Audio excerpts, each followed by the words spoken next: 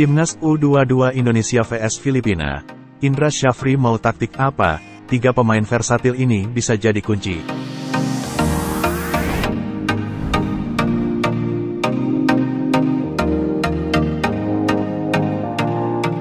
Jelang laga perdana melawan Filipina di SEA Games 2023, belum diketahui apa yang jadi pendekatan utama Indra Syafri di skuad Timnas U22 Indonesia.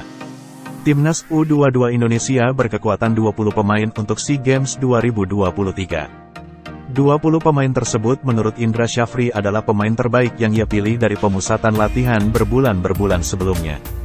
Meski begitu, sejumlah pertanyaan muncul di publik apa yang menjadi pendekatan Indra Syafri di SEA Games 2023 kali ini. Menilik 2 laga uji coba lawan Lebanon, Indra Syafri kemungkinan akan tetap menurunkan formasi menyerang 4-3-3.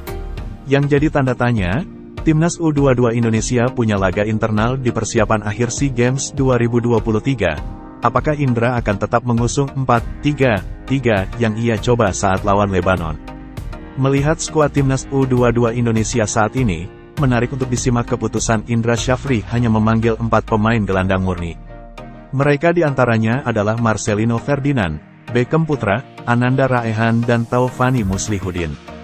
Selain itu, menarik juga melihat keputusan Indra Syafri memanggil 3 bek kanan yakni Bagas Kava, Rio Fahmi dan Fajar Faturrahman. Oleh karena itu, kehadiran pemain versatil atau pemain yang bisa multiposisi bisa jadi kunci, terutama saat menghadapi laga perdana lawan Filipina. Indra Syafri sendiri sudah bilang sejak awal bila ia akan memanfaatkan minimal 3 pemain versatil ini untuk mengatasi minimnya pemain yang didaftarkan SEA Games. Karena memang kita butuh pemain, minimal 3 pemain yang bisa bermain di 2-3 posisi, kata Indra Syafri seusai laga melawan Lebanon. Memang tadi sudah diskusi sebelum game plan, tambahnya. Alfeandra Dewangga menjadi pemain yang sudah terbukti saat laga lawan Lebanon. Dewangga mengawali laga sebagai bek tengah di sisi kiri. Ia kemudian berubah menjadi gelandang bertahan pada menit ke-53, saat Kanu Helmiawan digantikan Komang Teguh.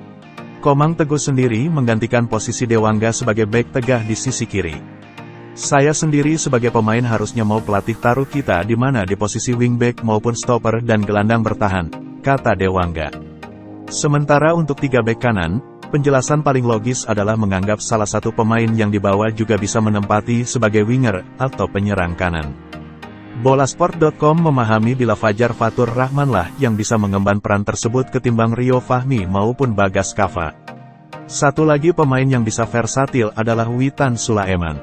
Pemain kelahiran Palu tersebut sangat cair posisinya di lini depan, hingga bisa menempati baik winger, false nine hingga turun sebagai gelandang serang.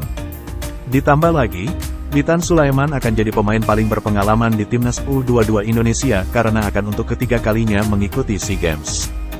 Patut ditunggu bagaimana melihat pendekatan Indra Syafri di laga pertama lawan Filipina, pada Sabtu, tanggal 29 April tahun 2023. Terima kasih sudah nonton, jangan lupa like, subscribe, dan share ya!